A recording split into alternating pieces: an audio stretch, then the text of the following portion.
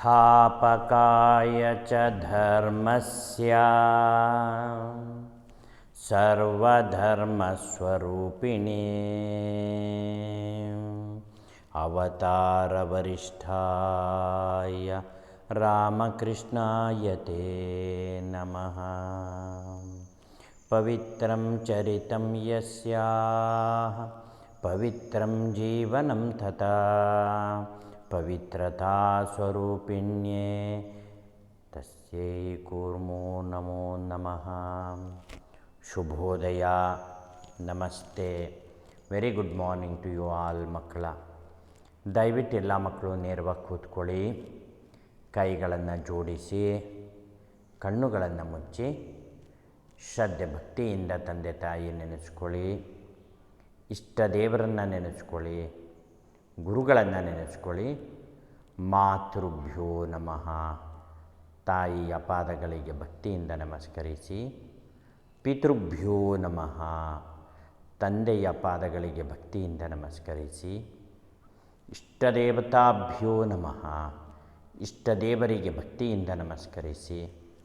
ಗುರುಭ್ಯೋ ನಮಃ, ಗುರುಗಳಿಗೆ ಭಕ್ತಿಯಿಂದ ವಂದಿಸಿ. ಶ್ರದ್ಧೆ ಭಕ್ತಿಯಿಂದ ಇವತ್ತಿನ ಕಾರ್ಯಕ್ರಮ ಪ್ರಾರಂಭಿಸೋಣ. ಓಪನ್ ಯುವರ್ ಐಸ್ ಮಕ್ಕಳು.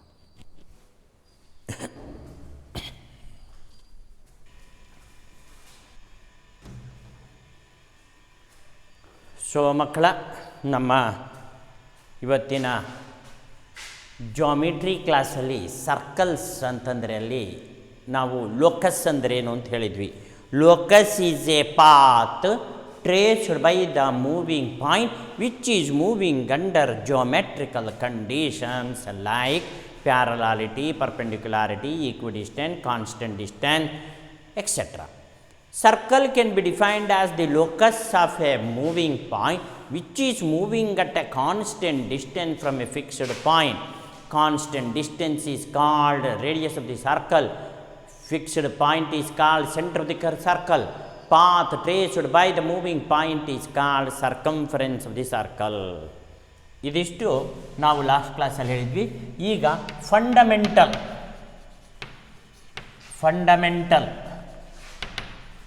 definitions, fundamental definitions on circles. Fundamental definitions on circles ಅಂತ ಒಂದೊಂದೇ ಕಾನ್ಸೆಪ್ಟನ್ನ ತೆಗೆದುಕೊಳ್ಳೋಣ. ಮೊದಲನೇದು ರೇಡಿಯಸ್. ಅಂದರೆ ರೇಡಿಯಸ್ ಬಗ್ಗೆ ಮಾತಾಡೋಣ.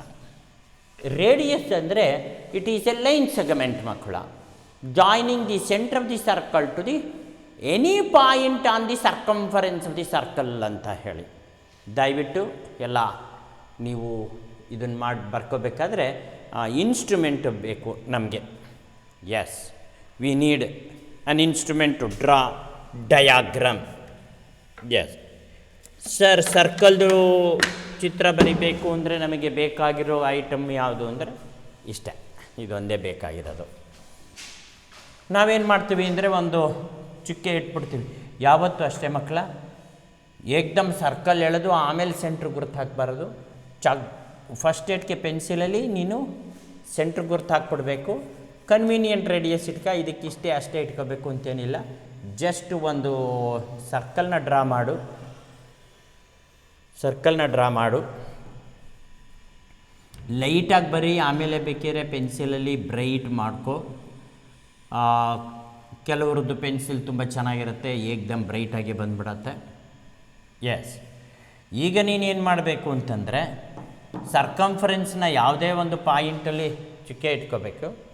ಸ್ಕೇಲ್ ತಗೊಂಡು just you draw a radius. ಇದು ಓ, ಇದು ಎ,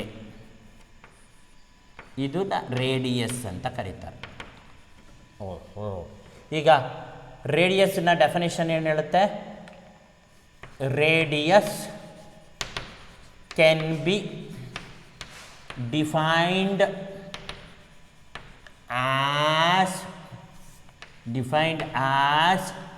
the line segment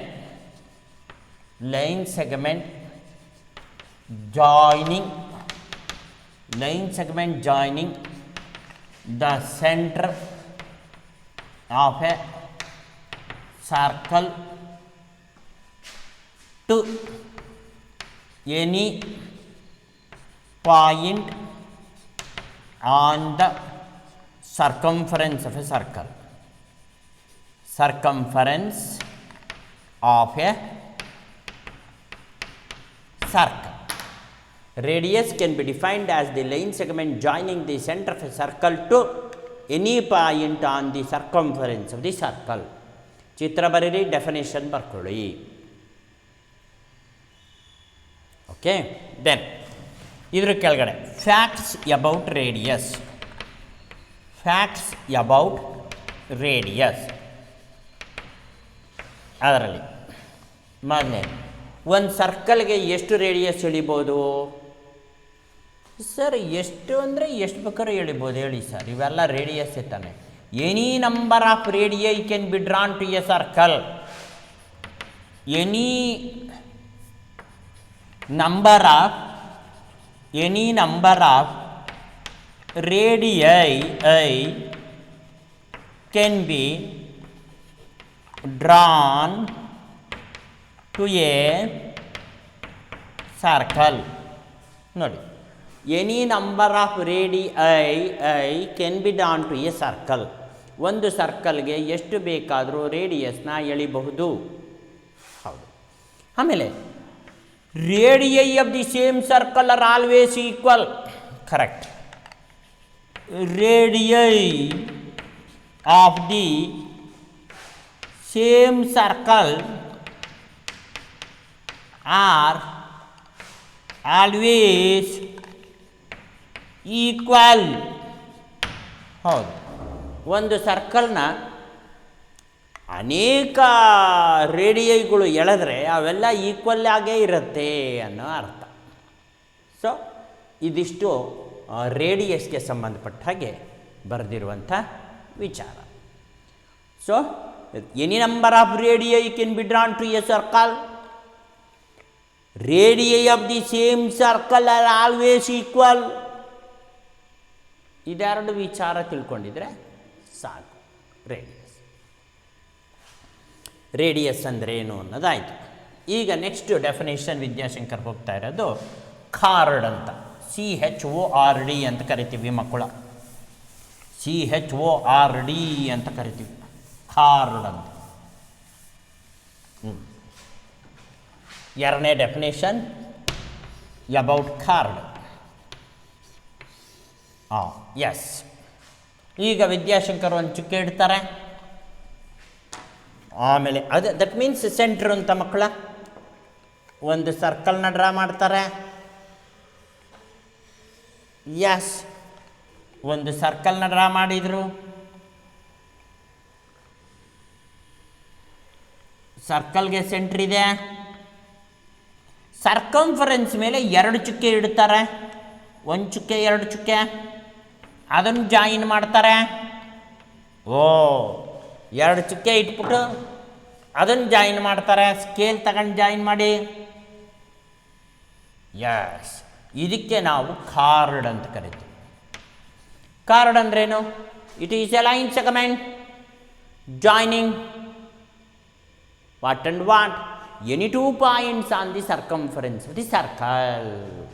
ಅಲ್ಲಿಗೆ card can be defined as line segment can defined as line segment joining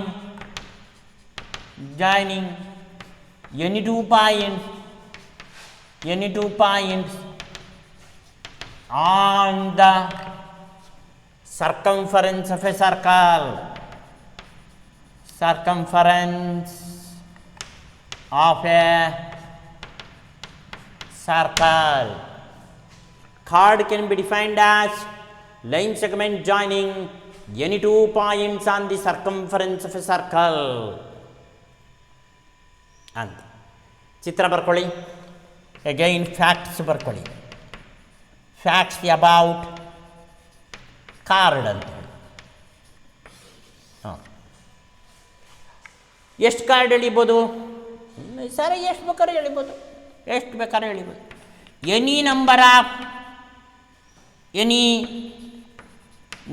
of chords can be drawn. Any number of cards can be drawn to a circle. Any number of cards can be drawn to a circle. ಆಯಿತು.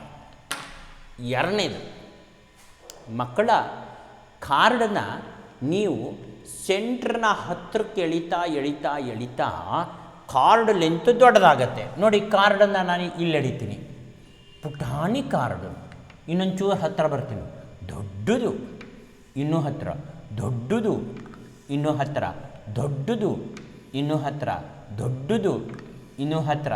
So ಅಂದರೆ card length increases as it move towards the center. Card length decreases as it move away from the center. Adu card length increases if it is nearer to the center.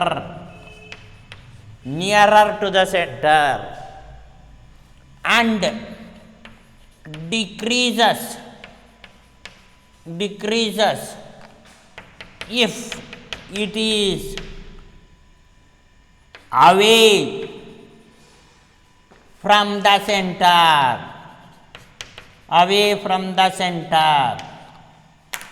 Nearer to the center, away from the center anta. Nearer to the center increases, away from the center decreases.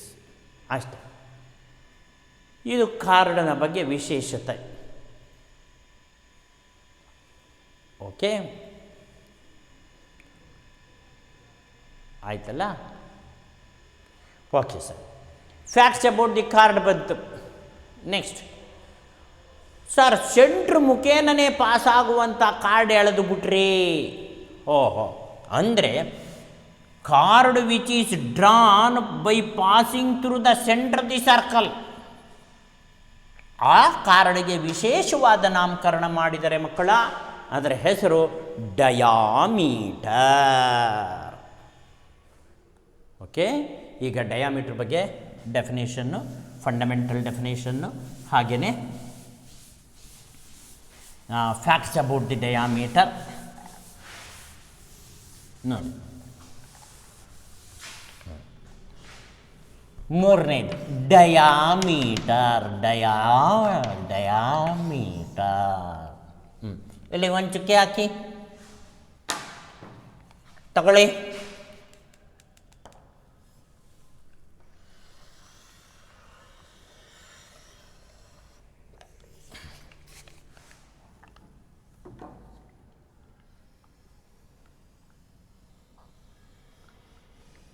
S ಮಕ್ಕಳ, ಹೀಗೆ ಬರೀರಿ. ಆದರೆ ಈಗ ನೀವು card ಬರಿಬೇಕಾದ್ರೆ centre ಮುಖೇನ pass ಆಗಿರಬೇಕು card. ಇದಕ್ಕೆ ನಾವೇನಂತ ಕರಿತೀವಿ? Diameter. Diameter can be defined as card which passes through center of the circle ಅಂತ. ಡಯಾಗ್ರಾಮ್ ಬರೀರಿ. ಈಗ ಫ್ಯಾಕ್ಟ್ಸ್ ಅಬೌಟ್ ಕಾರ್ಡ್ ಏನೇನು? ಮೊದಲನೇದು, any number of cards can be drawn. Any number of radii, any number of card, any number of diameters. Any number of facts about card ಅಲ್ಲ, diameter ಮಕ್ಕಳ. Diameter any number of any number of diameters, any number of diameters can be drawn to a circle. Any number of diameters can be drawn to a circle. Okay. Diameters of the same circle are always equal. Wow. Diameters of the same circle are always equal. Yes. ಮೂರನೇದು, diameter is always 2 times the radius. ಅದು ಸರಿ, 2 radius ಸೇರಿಕೊಂಡ್ರೆ diameter. Diameter is twice radius. ಬ್ರಾಕೆಟಲ್ಲಿ D, small letter D equal to 2r ಅಂತ ಬರ್ಕೊಳ್ತೀವಿ, ಸುಮ್ಮನೆ formula type. Diameter 2 times radius ಅನ್ನೋದು. Then diameter is the biggest chord of a circle. ಹೌದು, diameter ಆದಮೇಲೆ ಮತ್ತೆ ಹೋಗ್ತಾ ಹೋಗ್ತಾ ಚಿಕ್ಕದಾಗತ್ತೆ. ಹೌದಕ್ಕೋಸ್ಕರ diameter is the biggest chord of a circle. ಕೇಳ್ಬೋದು, biggest chord of a circle is dash ಅಂತ. ಆವಾಗ ನೀನು ಡಯಾಮೀಟರ್ ಅಂತ ಬರೀತೀವಿ. Diameter of a circle divides the circle into 2 equal halves called semicircle. ಓಹೋ, ಅದು ಸರಿ, ಕರೆಕ್ಟ್. ಅರ್ಧನ ಕರೆಕ್ಟಾಗಿ ಕಟ್ ಮಾಡುತ್ತೆ, ಅದಕ್ಕೋಸ್ಕರ ಅದನ್ನು ಬರಿತೀವಿ. Diameter of a circle divides the circle into 2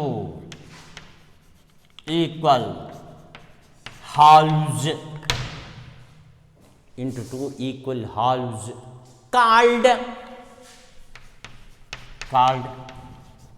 semicircle. ಅದಕ್ಕೆ ಸೆಮಿ ಸರ್ಕಲ್ ಅಂತ ಕರಿತೀವಿ. ಅರ್ಧಕ್ಕೆ ಕರೆಕ್ಟಾಗಿ ಕಟ್ ಮಾಡುತ್ತಲ್ಲ, ಅದಕ್ಕೆ ಸೆಮಿ ಸರ್ಕಲ್ ಅಂತ.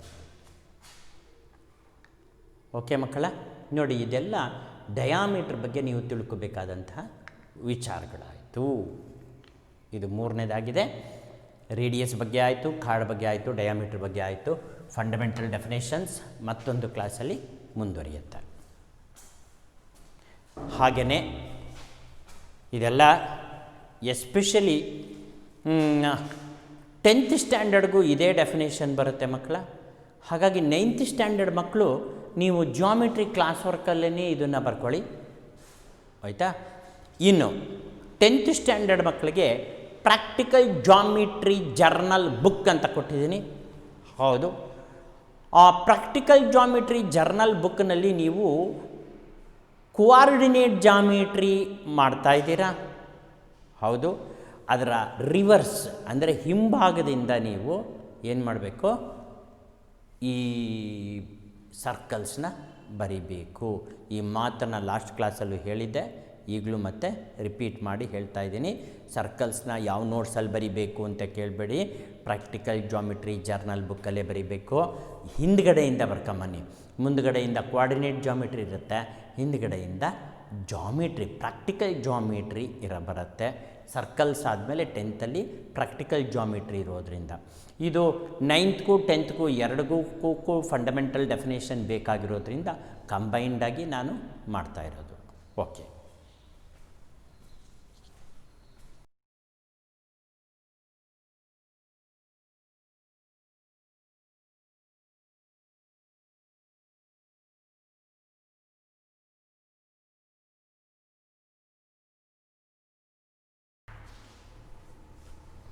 ಸೊ ಮಕ್ಕಳ, ಕ್ಲಾಸಿಫಿಕೇಷನ್ ಆಫ್ ಲಿವಿಂಗ್ ಆರ್ಗ್ಯಾನಿಸಮ್ಸ್ ಅನ್ನೋದರಲ್ಲಿ ಅನೇಕ ವಿಚಾರಗಳನ್ನ ತಿಳ್ಕೊಂಡಿದ್ದೀವಿ. ಪೋರಿಫೆರಾಯಿಂದ ಸ್ಟಾರ್ಟ್ ಮಾಡ್ಕೊಂಡ್ವಿ. ಸೊ ಈಗ ನಾವು ಪ್ರೋಟೋಕಾರ್ಡೇಟಾ ಅಂತ. ಪ್ರೋಟೋ ಅಂದರೆ ಸ್ವಲ್ಪ ಅಂತ,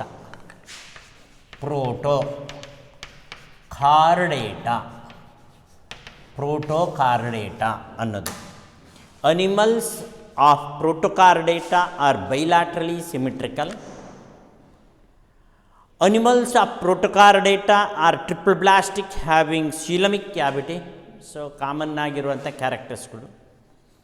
animals of Protochordata possess notochord at least some stages of their life. At least at some stages of life. ಈ ಪ್ರೋಟೋಕಾರ್ಡೇಟಾಗೆ ಸೇರಿರುವಂಥ ಎಲ್ಲ ಪ್ರಾಣಿಗಳಿಗೂ ನಾಟೋಕಾರ್ಡ್ ಇರುತ್ತೆ. ನಾಟೋಕಾರ್ಡ್ ಅಂದ್ರೇನು ಸರ್? ನಾಟೋಕಾರ್ಡ್ ಇರುತ್ತೆ ಅನ್ನೋದು ಗೊತ್ತಾಯ್ತಲ್ಲ. ನಾಟೋಕಾರ್ಡ್ ಅಂದ್ರೇನು ಅಂದರೆ it is nothing but A long solid supporting structure that runs along the back of the animal. ಅಂದರೆ ಬ್ಯಾಕ್ ಬೋನ್ ಅಂತ ಮಕ್ಕಳ, ಇಲ್ಲಿಂದ ಶುರುವಾಗಿ ಕಂಪ್ಲೀಟ್ ಬ್ಯಾಕಲ್ಲಿ ಕಂಪ್ಲೀಟಾಗಿ ಒಂದು ಸಾಲಿಡ್ ಸಪೋರ್ಟಿಂಗ್ ಸ್ಟ್ರಕ್ಚರ್ ಇರುತ್ತೆ.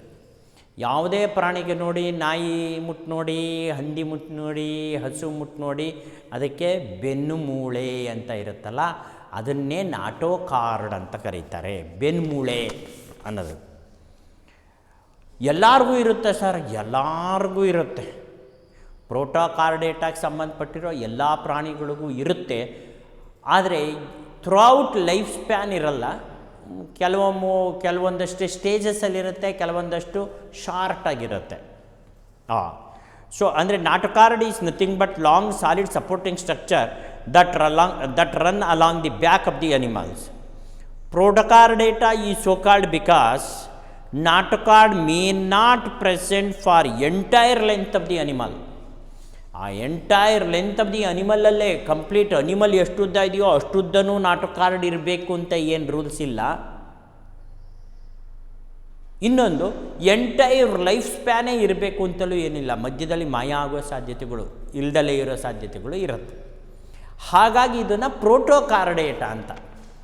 Chordata, notochord is present only in some stages in some animals and not present in entire length of the animal in some cases. ಕೆಲವು ಕೇಸಸ್ಸಲ್ಲಿ ಹಾಗೆ, ಕೆಲವು ಕೇಸಸ್ಸಲ್ಲಿ ಹೀಗೆ ಅಂತ. ಇದಕ್ಕೆ ನಾವೇನಂತ ಕರಿತೀವಿ, ಅದಕ್ಕೆ ಇದನ್ನು ಪ್ರೋಟೋಕಾರ್ಡೇಟಾ ಅಂತ ಕರೆದ್ವಿ. Protochordata is so called because notochord may not present for entire length of the animal or may not present in all stages of their life. That is why it is called Protochordata. In some animals, nautocard is present entire length of the animal, or it is present throughout their lifespan. ಇದು complete ಪ್ರೋಟೋಕಾರ್ಡೇಟಾ. ಅದನ್ನು ವರ್ಟಿಬ್ರೇಟಾ ಅಂತ ಕರೆದ್ಬಿಟ್ರು. ಇದನ್ನು ಪ್ರೋಟೋಕಾರ್ಡೇಟಾ ಅಂದರು, ಅದನ್ನು ವರ್ಟಿಬ್ರೇಟಾ ಅಂತ ಕರೆದ್ರು. ಪ್ರೋಟೋಕಾರ್ಡೇಟಾ R marine, ಇದು ಯಾವಾಗಲೂ ಮೆರೈನ್, ಸಮುದ್ರದಲ್ಲೇ ವಾಸವಾಗಿರೋದು. ಎಕ್ಸಾಂಪಲ್ ಬಲನೋಗ್ಲೋಸಸ್ ಅಂತ, ಬಲನೋಗ್ಲೋಸಸ್. ಹರ್ಡ್ಮಾನಿಯಾ ಅಂತೇಳಿ, ಹರ್ಡ್ಮಾನಿಯಾ, NIA, ಹರ್ಡ್ಮಾನಿಯಾ. ನೆಕ್ಸ್ಟ್ ಆಂಫಿಯಾಕ್ಸಿಸ್ ಅಂತ, ಆಂಫಿ AMPHI, ಆಕ್ಸಸ್ OXUS, ಆಂಫಿಯಾಕ್ಸಸ್. ಇದಿಷ್ಟು ಪ್ರೋಟೋಕಾರ್ಡೇಟಾಗೆ ಸಂಬಂಧಪಟ್ಟ ಕೆಲವು ಪ್ರಾಣಿಗಳ ಹೆಸರು. ಎಲ್ಲ ಇಡೀ ಭೂಮಿ ಮೇಲಿರೋ ಎಲ್ಲ ಪ್ರೋಟೋಕಾರ್ಡೇಟಾ ಹೆಸರುಗಳು ಹೇಳ್ತಿಲ್ಲ, ಕೆಲವು ಪ್ರಾಣಿಗಳ ಹೆಸರುಗಳು ಮಾತ್ರ ಎಕ್ಸಾಂಪಲ್ಗೋಸ್ಕರ ನಿಮ್ಮ ಟೆಕ್ಸ್ಟ್ ಬುಕ್ಕಲ್ಲಿ ಕೊಟ್ಟಿರೋದು. ಬಲನೋಗ್ಲೋಸಸ್, ಹರ್ಡ್ಮಾನಿಯಾ ಆ್ಯಂಡ್ ಆಂಫಿಯಾಕ್ಸಸ್ ಅಂತ. This is about Protochordata. Next last one is Vertebrata ಅಂತ ಬರುತ್ತೆ ಮಕ್ಕಳ. ಆ ವರ್ಟಬ್ರೇಟಾದಲ್ಲಿ ಎಗೈನ್ ಕ್ಲಾಸಿಫಿಕೇಷನ್ ಬರುತ್ತೆ. ಪೈಸಿಸ್ಸು, ಆಂಫೀಬಿಯಾ, ರೆಪ್ಟೀಲಿಯಾ, ಏವ್ಸು, ಮೆಮ್ಯಾಲಿಯಾ ಅಂತ ಹೇಳಿ ಅದರ ಬಗ್ಗೆ ನೆಕ್ಸ್ಟ್ ಕ್ಲಾಸಲ್ಲಿ ತಿಳ್ಕೊಳ್ಳೋಣ.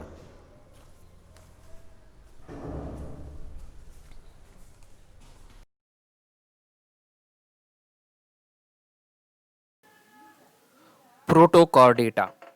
Animals of Protochordata are bilaterally symmetrical. Animals of Protochordata are triploblastic, having coelomic cavity. Animals of Protochordata possess notochord, at least at some stage of their lives. Notochord is nothing but long, solid, supporting structure that runs along the back of the animal. Protochordata is so called because notochord may not be present for the entire length of the animal or may not be present at all stages of their lives. Protochordata are marine. Example: Belanoglossus, Herdmania, Amphioxus.